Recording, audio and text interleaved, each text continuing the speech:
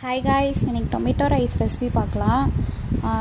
தேவையான அளவு தக்காளி, வெங்காயம், பச்சை மிளகாலாம் எடுத்துக்கோங்க. நான் 1.25 வழக்குக்கு 2 பச்சை மிளகா, 2 வெங்காயம், 4 தக்காளி எடுத்துக்கிட்டேன்.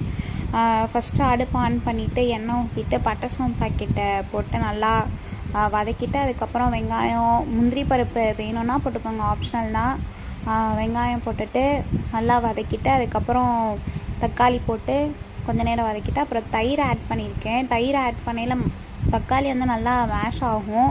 அது போக நம்ம பொடியெல்லாம் ஆட் பண்ணையில் இன்னும் நல்லா கலந்து நல்லாயிருக்கும்.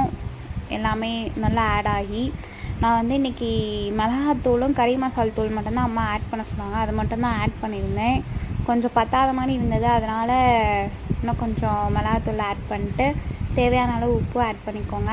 அப்புறம் தயிர் இன்னும் கொஞ்சம் ஆட் பண்ணிட்டு நல்லா நம்ம மேஷ் பண்ணிக்கலாம் வெங்காயம் தக்காளியோட பொடியை. அப்புறம்